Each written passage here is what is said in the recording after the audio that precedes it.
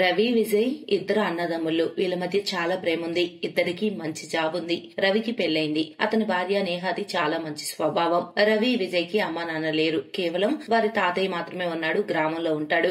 ఆ తాతయ్యకు కూడా ఈ ప్రపంచంలో రవి, విజయ్ కాక ఇంకెవరూ లేరు. చాలా రోజులుగా రవి, విజయ్ల తాత దయాలాల్ వాళ్ళని ఊరికి పిలుస్తున్నాడు. కానీ పని ఎక్కువగా ఉండటం వల్ల ఆ ఇద్దరు వాళ్ళని కలవడానికి వెళ్ళలేకపోయారు. కానీ ఒకరోజు తాతయ్య ఫోన్ వచ్చింది. ఓ రవి బాబు, నేను విజయ్ కోసం ఊళ్ళో మంచి అమ్మాయిని చూశాను. నేను విజయ్ పెళ్లి ఆ అమ్మాయితోనే చేయాలనుకుంటున్నాను. చూడు, నేహా కోడలాగే చాలా సంస్కారవంతురాలు ఈ అమ్మాయి కూడా. మీరందరూ ఊరొస్తే అమ్మాయిని చూడొచ్చు, అలాగే లగ్గం నిశ్చయం చేసుకోవచ్చు. నాకైతే అమ్మాయి చాలా బాగా నచ్చింది. ఇక నాకు తెలిసినంత వరకు నేను చూసిన అమ్మాయిని విజయ్ కాదనలేడు. కాబట్టి మీరందరూ బయలుదేరండి. సరే తాతగారు. ఇప్పుడు రవి గత 6 నెలలుగా ఆఫీస్ వర్క్ పై వేరే టౌన్ లో ఉంటున్నాడు. తను కొద్ది రోజుల్లో వాపస్ వస్తాడు. అప్పుడు నేను తనతో మాట్లాడి వెంటనే అందరం ఊరొస్తాం. సరే బాబు, నేను మీ అందరి కోసం ఎదురు చూస్తూ ఉంటాను. సరే, కానీ నేను అమ్మాయి వాళ్ళకి చెబుతా మీరు కొద్ది రోజుల్లోనే వస్తారని. సరేనా? రవి ఫోన్ పెడతాడు. ఏమైందన్నయ్య, మీరు తాతయ్యతో ఇది ఎందుకు చెప్పలేదు? నేను 2 రోజుల క్రితమే వచ్చేసానని.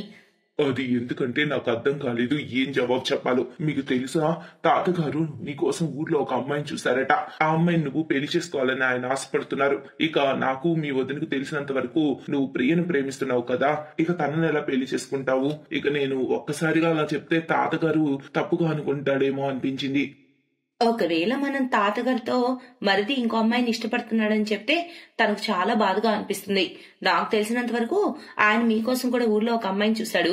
కానీ మన విషయం తెలిసాక మనల్ని అయితే అంగీకరించాడు కదా. ఇప్పుడు ఏం సాకు చెప్పాలో ఆలోచించాలి. అన్నయ్య, వదిన, నాకు అర్థం కావడం లేదు ఏం చేయాలో. ప్రియ కూడా 15 రోజుల తర్వాతే లండన్ నుంచి వస్తుంది. కానీ నేను తాతగారికి 4 రోజుల వరకే చెప్పాను. ఒకవేళ మనం 4 రోజుల్లో వెళ్ళకుంటే ఆయన ఇక్కడికి రావచ్చు. అప్పుడు మనం 15 రోజుల తర్వాత వస్తాం. పనుందని ఏదో ఒకటి చెప్పాలి. విజయ్ కూడా ఈ సంబంధం కాదన్నాడని తెలిస్తే ఆయన బాధపడతాడు. ఆలోచించండి. ఆయన మనసుకు తీసుకుంటే ఏమవుతుందో. నా దగ్గర ఒక ఐడియా ఉంది వదిన. దీనిలో మీరు నాకు తోడుండాలి. తాతగారు మీ మాట వింటారు, మీ మాటను గౌరవిస్తారు. మీరు చెప్పండి విజయ్ పెళ్లి చేసుకున్నాడని, అది సడన్ గా చేసుకొచ్చాడని. మీరు ఈ విషయం చెబితే తాతగారు ఆపై మౌనంగా ఉంటారు. ఆయనకు తప్పుగా అనిపించదు. ఒకవేళ మనం వెళ్తే నాకు తెలిసినంత వరకు ఆయన మనల్ని ఒప్పించే ప్రయత్నం చేసి ఆ పెళ్లి చేసేస్తాడు. ప్లీజ్ వదిన, అలా చేయండి. మీరు చెప్పండి నాకు పెళ్లయిందని. 15 రోజుల తర్వాత ప్రియ వచ్చాక మేము పెళ్లి చేసుకుని తాతగారు ఆశీర్వాదం కోసం వెళ్తాం. సరే, అలాగే. నువ్వు మూతలా పెట్టకు. నేను చెప్తాగా తాతగారికి. ఎప్పుడు చూడు నన్నే ఇరికిస్తారు ఇద్దరు అన్నదమ్ములు. నేహ తాతగారికి ఫోన్ లో అబద్ధం చెబుతుంది. ఇక ప్రియను పెళ్లి చేసుకోవచ్చు అని చెప్పేసి విజయ్ ధీమాగా ఉంటాడు. ఆ టైంలో తాతగారు ఏం చెప్పలేదు. కానీ 2 రోజుల తర్వాత పేలబోయే ఆ బాంబు గురించి రవి, నేహ, విజయ్ అస్సలు ఊహించలేదు. తాతగారు మీరు సడన్ గా ఇలా మరేం చేయను. మీరు నన్ను కొత్త కోడల్ని కలవనివ్వలేదు కదా, అందుకే కొద్ది రోజులు టౌన్ లో ఉందామని అనుకున్నాను. అందరికంటే ముందు నన్ను కొత్త కోడలతో పరిచయం చేయండి. ఎక్కడ్రా? అది అది అది అది అది ఏంటి? నేను విజయ్ని అడుగుతాను. నాకు చెప్పకుండా పెళ్లి చేసుకున్నావు. ఎక్కడ్రా నా చిన్న కోడలు? అది అది ప్రియ లోపలుంది తాతగారు. ఇంకా నేహ కోడలు ఎక్కడుంది? నేహ అక్కడికి వస్తుంది.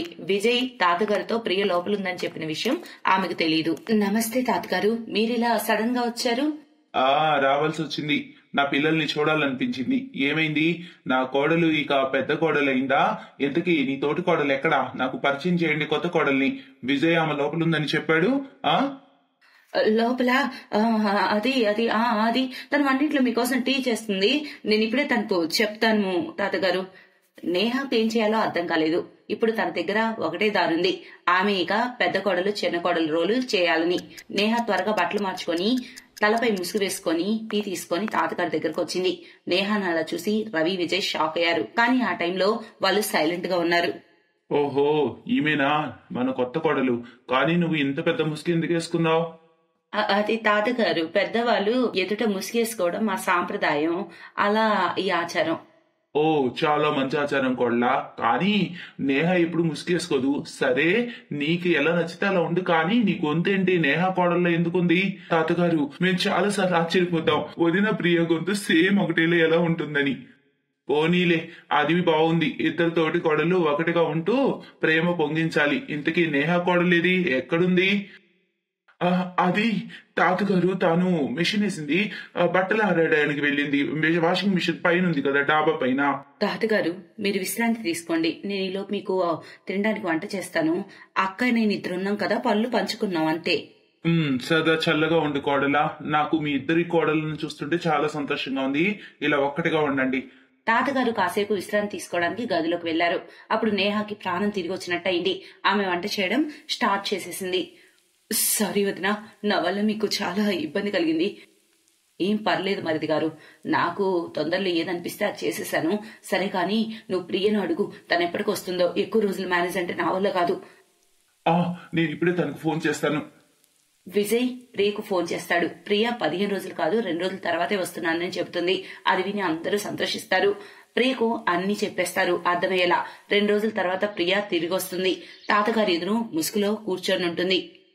ఏమైంది? ఈ రోజు నా కోసం చాలా అద్భుత వంట చేశారే. ఇంతకీ ఈ భోజనం పెద్ద కోడలా చిన్న కోడలా? ఎవరు చేశారు ఇంతకీ? నా అర్థం, నా పెద్ద కోడలు నేహానా, లేక ఇప్పుడు వచ్చిన నా కాబోయే కోడలు చిన్న కోడలు ప్రియా చేసిందా అని. తాతగారి ఈ పలుక్కి అందరూ ఆశ్చర్యపోతారు. ప్రియ కూడా తన ముసుగు తీసి తాతగారి వైపు చూస్తుంది. తాతగారు మీరెలా కనిపెట్టారు ముసుగులో నేనున్నానని? నేను ఇప్పుడే వచ్చానని మీకెలా తెలిసింది? ఎలా అంటే ఈ విషయం నేను ఆ రోజే తెలుసుకున్నా. నేహ కోడలే పెద్ద కోడలు చిన్న కోడల్లా 2 రూపాయల్లో ఉందని. కానీ నేను సైలెంట్ గా ఉన్నా. ఆ టైంకి నాకు తెలుసు మీ అందరూ నన్ను చాలా ప్రేమిస్తారని, గౌరవిస్తారని. నా గౌరవం కాపాడటం కోసం మీరందరూ ఈ నాటకం ఆడారని. ఇక ఈ నాటకాన్ని నిజం చేసే సమయం వచ్చింది. నేను ఈ రోజే పురోహితుడితో మాట్లాడతాను. అమ్మా నేహ కోడలా, విజయ్ ప్రియుల పెళ్లికి అంతా సిద్ధం చెయ్యి. నా మనవడు పెళ్లిక ధూమ్ ధామ్ గా అవుతుందిరా. ఏమనుకుంటున్నారు? అలాగే తాతగారు. తాతగారు మీరు చాలా మంచివారు. Thank you so much. Best తాతగారు. రవి, నేహ, విజయ్, ప్రియ అందరి ముఖాల్లో ఆనందం వెలివేరుస్తుంది. ధూమ్ ధామ్ గా విజయ్ ప్రియుల పెళ్లవుతుంది. నేహ చాలా సంతోషంగా తన తోటి కోడలకి స్వాగతం పలుకుతుంది. सपना, भूमी आणि प्रीतीचं लग्न शहरात राहत असलेल्या 3 भावांबरोबर सुरेश, अनुराग आणि रोनक बरोबर होते. लग्नानंतर जेव्हा तिघी जणी सासरच्या घरी येतात तेव्हा त्यांची सासू औक्षण करण्यासाठी हातात आरतीचं ताट घेऊन उभी होती. ती म्हणते, या माझ्या तिन्ही सुनांनो, आता तुम्ही या कलशाला ओलांडून आतमध्ये या. हो सासूबाई. एवढं मोठं सासर बघून तिघी सुना अगदी तोऱ्यात म्हणतात, अगं बया, हे तर एकदम पिक्चर मधल्यासारखंच घर दिसतंय, शाहरुख खान सारखं. होय ना सपना? असं घर जर आपल्या गावात असलं असतं तर काय काय बोलली असती लोक आपल्याला. माझं तर माझ्या डोळ्यांवर विश्वासच बसनसं झालंय की एवढ्या मोठ्या घरात आपलं लग्न झालंय म्हणून. त्यांचं बोलणं ऐकून त्यांची नणंद श्रुती त्यांना म्हणते, ओ गॉड, यांना येऊन अजून 1 मिनिटही नाही झाला आणि लगेच यांनी यांचा गावठी सूर सुरू केलाय. जरा नीट बोला वंसबाई आमच्याशी. आमच्या तिघी बहिणींबद्दल तुम्ही काय बी बोलायची गरज नाही बघा. आम्ही तिघी बहिणी आमच्या गावात जुगाडूपणासाठी एकदम फेमस आहे, फेमस. अगं हो, आल्या आल्या तुम्ही नणंद भाऊजायांनी लगेच भडीमार सुरू केलात. चला आता तुम्ही तिन्ही पोरांनी आपापल्या बायकांना घेऊन खोलीत जा. दुसऱ्या दिवशी पहाटे 5 वाजताच तिघी जणींची झोप उघडते आणि त्या किचनमध्ये येऊन साफसफाई करायला लागतात. तेव्हाच त्यांची नणंद श्रुती किचनमध्ये येते आणि ती पाहते की या तिघी जणी राखेने भांडी घासत होत्या. अगं मंद बुद्धीवाल्या वहिनींनो, तुम्ही हे सगळं काय करत बसलाय तिथे? तुम्हाला काही झोप येत नाही का? अर्ध्या रात्री उठून हे भांडी घासत बसलायत. ते काय आहे ना वंस, आमच्या गावात ना 5 वाजताच उठतात समदेजण आणि आमच्या गावात तर राखेनेच भांडी घासतात. हा, यांनी 2 फायदे होतात. एक तर भांडी चांगली चमकतात आणि त्याचबरोबर साबणाचे पैसे भी वाचतात की. अगं पण हे तुमचं गाव नाहीये, हे मुंबई शहर आहे. इथं तुमचं हे असलं जुगाडूपणा दाखवायची गरज नाहीये आणि तुम्ही हे सगळं जे काही करताय ना ते प्लीज आता थांबवा. श्रुती या तिन्ही जुगाडू सुनबाईंना चांगलीच सुनवून जाते. असेच काही दिवस निघून जातात. एक दिवस या तिघी जणी किचनमध्ये स्वयंपाक करत असतानाच नेमका सिलेंडर संपतो. अरे देवा, हा गॅस तर संपला की. अगं सुनबाई, पोळ्या झाल्या असतील तर जरा लवकर घेऊन ये. आता ग काय करायचं? आपल्याला लवकर काहीतरी जुगाड करायला पाहिजे. तेव्हाच त्यांचं लक्ष देवघरात असलेल्या लाकडांवर जातं. झालंच तर मग या तिघी जणी 4 विटा घेऊन येतात आणि त्याची चूल बनवून गरमागरम पोळ्या त्याच्यावर तयार करून सगळ्यांना खाऊ घालतात. आज हा एवढा धूर आणि वास कसला येतोय धुराचा? हो ना रे दादा. सगळ्यांची नजर किचन मधून येणाऱ्या धुराकडे जाते, त्यामुळे सगळे पळत पळत किचन मध्ये जातात. अगं माझ्या बोळ्या सुनबाईंनो, किचन मध्ये जर सिलेंडर आहे तर ही चूल पेटवायची काय गरज होती तुम्हाला? सासूबाई, तुमचा सिलेंडर तर कवाच बाय बाय म्हणून गेला, त्यामुळे आम्हीच जुगाड करून ही चूल पेटवली. अगं ते सगळं ठीक आहे जुगाडूबाई, पण ही लाकडं तू आणलीस कुठून? सासूबाई, ती तर आम्ही देवघरात ठेवलेली लाकडं वापरली आहेत. आपल्या सुनबाईंचा जुगाडूपणा बघून जानकी त्यांना म्हणते, अगं बुद्धू पोरींनो, मी ती चंदनाची लाकडं आणून ठेवली होती होम हवन करण्यासाठी, आणि तुम्ही पोळ्या करायला ती चंदनाची लाकडं वापरलीत. अगं बाई, जे व्हायचं ते झालं सासूबाई, आम्हाला माफ करा बरं तुम्ही आता. एवढं बोलून तिघी जणी माफी मागून ते प्रकरण शांत करतात. असेच काही दिवस निघून जातात. असंच एक दिवस सगळेजण नाश्ता करायला बसले होते तेव्हा ज्यूसचा ग्लास रोनकच्या फोनवरती सांडतो आणि त्याचा फोन खराब होतो. ओ नो, आजच मला मीटिंगसाठी बाहेर जायचं होतं आणि नेमका आजच हा फोन खराब झालाय. आता हा रिपेअर करायला पण 2-3 दिवस लागणार. तुमचा फोन माझ्याकडे द्या, मी आत्ता बिना पैशाचा तुम्हाला तुमचा फोन ठीक ठाक करून देते बघा. अगं माझी जुगाडू वहिनी, या फोनला तुझ्या जुगाडूपणाची नाही तर दुकानदाराची गरज आहे. तुम्ही काहीतरी जुगाडूपणा करून हा फोन डेड बॉडी सारखा करू नका. मग सपना त्या फोनला पुसून थोडा वेळ उन्हामध्ये ठेवून त्यानंतर तांदळाच्या डब्यात ठेवते आणि बरोबर 1 तासानंतर ती फोन रोनकला आणून देते. मग अगदी तोऱ्यात येऊन आपल्या नंडेला ती म्हणते, काय झालं हो वंसबाई, डोकं गरगरलं का माझा जुगाडूपणा बघून? अरे वा सपना, तू तर अगदी 1 तासात माझा फोन एकदम ठीक ठाक करून दिलास की. बघितली ना माझी कमाल, फोन बी लवकर सुरू झाला आणि पैसे बी वाचले. खूपच छान काम केलं की ग जुगाडू सुनबाई. खरंच आज पैशांची बचत करून तू अगदी सर्व गुणसंपन्न असलेल्या सुनबाईचं काम निभावलंयस. हो ना, खरंच तू एकदम कमालच करून टाकलीस सपना. रोनक आणि सासूबाईंकडून कौतुकाची थाप मिळाल्यामुळं सपना खूप आनंदित होते. एक दिवस जेव्हा प्रीती व्हॅक्यूम क्लीनरनी घर साफ करत होती तेव्हा ते व्हॅक्यूम क्लीनर अचानक बंद पडतं. अरे देवा, हा लाईटीवर चालणारा झाडू तर बंद पडला की आता काय करू बरं मी? लवकर काहीतरी जुगाड कर बाई प्रीती, म्हणजे आपलं काम बी होईल आणि पैसे बी वाचतील. प्रीती हा विचार करतच होती तेवढ्यात तिचं लक्ष सोसायटीच्या बाहेर असलेल्या नारळाच्या झाडाकडे जातं.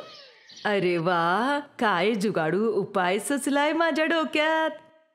सपना सोसायटीच्या गार्डनमध्ये जाते आणि त्या नारळाच्या झाडाची पानं तोडू लागते. तेव्हाच तिथे गार्ड येऊन तिला ओरडतो आणि म्हणतो, अरे ओ मॅडम, कशाला चढलाय तुम्ही वरती? ए गुराखी, तुझ्या कामाला जा. जास्त बडबड केली ना तर दिन एक उलट्या हाताची बघ. आणि हे गार्डन काय तुझ्या बापाचं आहे काय रे? त्या गार्डला प्रीती ओरडते आणि झाडाची पानं तोडून आपल्या घरी घेऊन येते. मग त्या पानांपासून ती झाडू तयार करते आणि घर झाडून घेते. तेव्हा जानकीबाई रागाने लालबुंद होऊन तिथे येऊन तिला म्हणतात, काय ग सुनबाई प्रीती, मी हे काय ऐकतेय? तू आपल्या सोसायटीच्या गार्ड बरोबर वाद घातलास म्हणे, आणि हे तुझ्या हातात काय आहे? सासूबाई, हा झाडू आहे जो मी नारळाच्या पानापासून बनवलाय. अरे वा प्रीती, तू तर कमालच केलीस की, मानलं तुला. अगं गप्पा बसा तुम्ही तिघी जणी, एवढी कंजूसी करून काय फायदा आहे ग? तुमचा हा असला जुगाडूपणा आहे ना, एक दिवस सोसायटीवाल्यांसमोर आमचं नाक कापून ठेवेल. आणि मग त्या तिन्ही जुगाडू सुनबाईंना या दोघींकडून चांगलीच बोलणी खावी लागतात. असंच काही काळ निघून जातो. एक दिवस सपना आपल्या नंडेसाठी नाश्ता तयार करून गाणं गुणगुणत तिच्या खोलीत जात होती. अहो नंदनबाई, हे घ्या, नाश्ता पाणी करून घ्या. हा पिसात उपाशी पोटी जाऊ नका.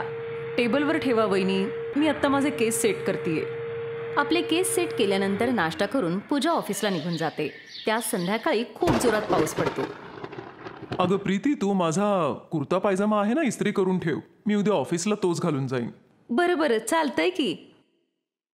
मग ती आपल्या नंडेच्या खोलीत जाते आणि हेअर ड्रायरने आपल्या नवऱ्याचा शर्ट त्याने वाळवते. तेव्हाच तिला खूप जोराचा इलेक्ट्रिक शॉक लागतो आणि ती ओरडते, अगं बया बया, मी मेले, कुणीतरी वाचवा मला, लवकर लवकर या. तेव्हा सगळेजण पळत पळत तिच्या खोलीत येतात आणि पूजा लगेच इलेक्ट्रिक स्विच बंद करते. अरे हे सगळं कसं काय झालं? प्रीती तिला सगळं काही सांगते आणि मग पूजा तिला खूप बडबड करते. तुमचा हा जुगाडूपणा तुमच्या जीवावर सुद्धा बेतू शकतो.